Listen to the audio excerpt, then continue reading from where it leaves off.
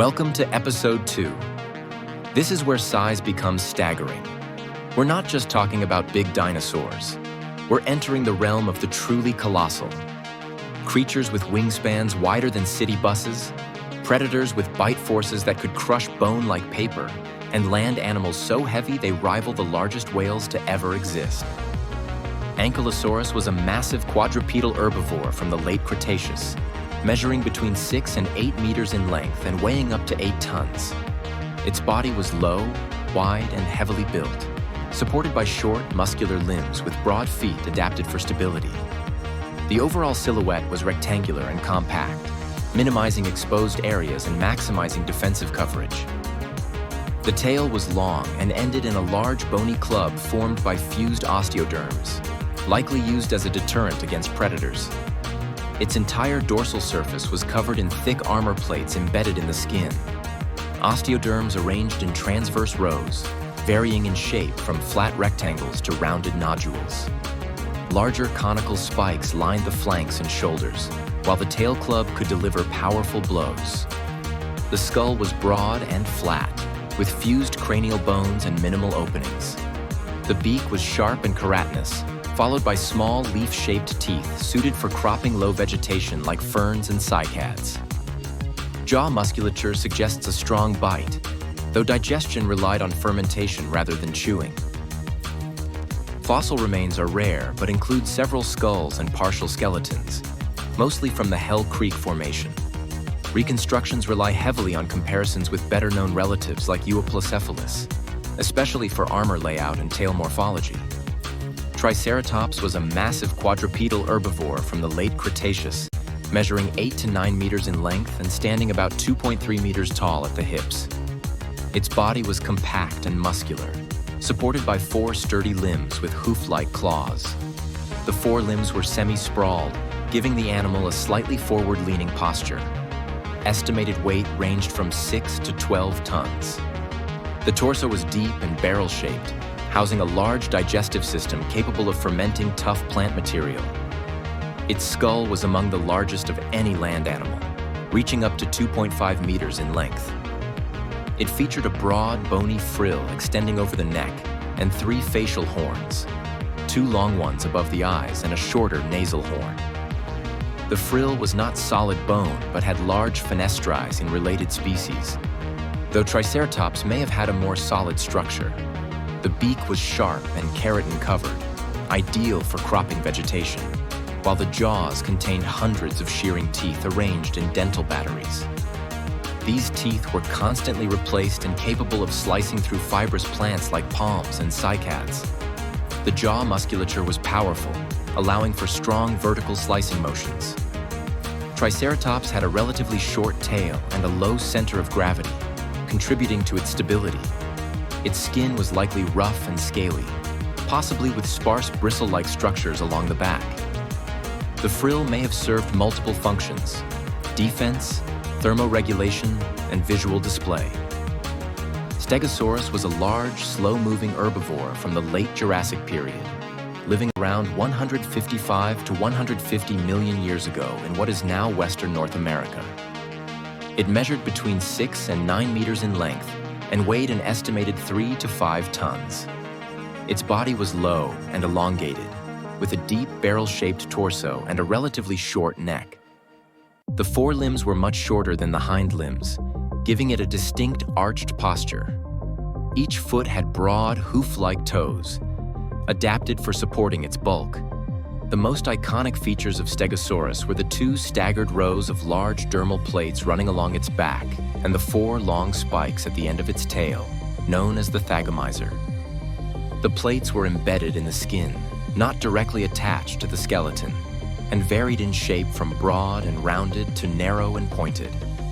Their function remains debated. They may have served for thermoregulation, species recognition, or display. The tail spikes, however, were clearly defensive. Fossil evidence shows trauma consistent with use against predators like Allosaurus. The skull was small and narrow, with a beaked mouth and simple peg-like teeth suited for cropping low vegetation. Internally, Stegosaurus had a large gut cavity for fermenting plant material. likely feeding on ferns, cycads, and conifers. Its brain was extremely small relative to body size, roughly the size of a walnut, though this doesn't necessarily reflect poor sensory function. CT scans of fossilized vertebrae have revealed an enlarged neural canal in the hip region, once speculated to house a second brain, though now thought to support a nerve plexus for hind limb coordination. Skin impressions suggest a rough, scaly texture, and some specimens show evidence of vascularized plate surfaces, hinting at possible color display or heat exchange functions. Sarcosuchus was a giant crocodiliform from the early Cretaceous, living around 112 million years ago in what is now North and West Africa. It measured between 9 and 9.5 meters in length and weighed an estimated 7 to 8 tons. Its body was elongated and heavily built, with short, muscular limbs and a deep, powerful tail adapted for swimming. The torso was broad and low-slung, and the skin was likely covered in thick, armored scutes, similar to those of modern crocodilians. Its skull was enormous, up to 1.6 meters long, with a long, broad snout accounting for about 75% of the skull's length. The jaws housed over 100 conical teeth, ideal for gripping slippery prey. Unlike modern crocodiles, Sarcosuchus had a bony protuberance at the tip of its snout, possibly supporting a fleshy bulb similar to the gara seen in gharials. The jaw structure suggests a strong bite force, though not specialized for bone crushing. Its diet likely included large fish, turtles, and possibly small to mid-sized dinosaurs, making it an apex predator in its ecosystem. Sarcosuchus continued growing throughout its life, with some individuals reaching full size after 50 to 60 years. Fossils have been found in the El Orhaz Formation of Niger, and the genus includes the species Sarcosuchus imperator. CT scans of the skull reveal complex sinus systems and reinforced cranial bones, indicating strong structural integrity. Its raised eye sockets allowed it to remain submerged while scanning the surface, and its tail morphology suggests it was a powerful swimmer. Unlike modern crocodiles, Sarcosuchus belonged to a more primitive lineage, offering insight into crocodiliform evolution.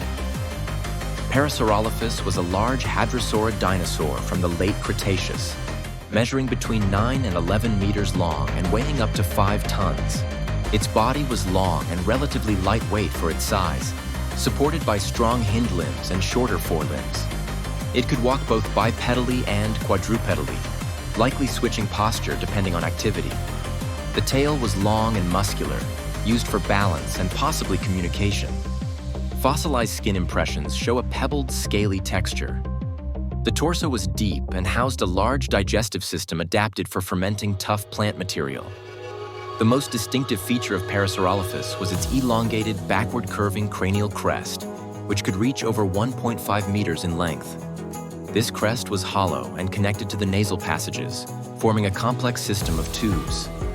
CT scans suggest it may have functioned as a resonating chamber for vocalizations, allowing the animal to produce low-frequency sounds for communication across long distances. The crest may also have served for visual display, species recognition, or thermoregulation. The skull was narrow and beaked, with hundreds of tightly packed teeth in dental batteries suited for grinding fibrous vegetation. Parasaurolophus lived around 76 to 73 million years ago in what is now North America, with fossils found in Alberta, New Mexico, and Utah.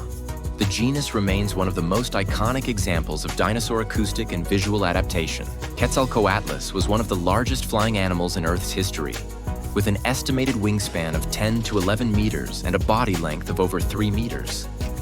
It lived during the late Cretaceous, around 68 to 66 million years ago, and belonged to the Ajdarchid pterosaurs, a group known for long necks, toothless beaks, and terrestrial hunting habits. Quetzalcoatlus had a lightweight skeleton with hollow bones, allowing it to fly despite its massive size. Its limbs were elongated and muscular, with wing membranes stretching from the elongated fourth finger to the hind limbs. The torso was compact, and the tail was short and stiff, contributing little to flight control. The skull was long and narrow, possibly exceeding 2.5 meters, with a pointed, toothless beak ideal for grasping small prey. Its neck was extremely elongated and rigid, composed of specialized vertebrae that allowed vertical movement but limited lateral flexibility. This anatomy suggests it hunted by stalking prey on land, feeding on small vertebrates like lizards, mammals, and possibly hatchling dinosaurs. Estimates place its weight between 200 and 250 kilograms, light enough for powered flight but heavy for sustained gliding. Launch mechanics likely involved a quadrupedal leap, using strong forelimbs to propel into the air. Fossils were first discovered in the Javelina Formation of Texas in 1971 and named after the Aztec feathered serpent god Quetzalcoatl. The species Quetzalcoatlus northropi is the best known, though smaller relatives may exist. Its flight capabilities remain debated, but biomechanical models suggest it could fly long distances and possibly reach speeds over 100 kilometers per hour. Unlike coastal pterosaurs, Quetzalcoatlus likely lived inland, dominating open floodplains as a terrestrial predator with aerial mobility. Did you know it takes more than 42 hours to make a single episode? I build the 3D scenes, set up lighting and camera angles, render every frame, edit the footage, add effects, and more, all solo. And I don't earn a cent from this. It's pure passion. So if you like this video, leave a like, drop a comment, and subscribe to support the channel. It helps more than you think.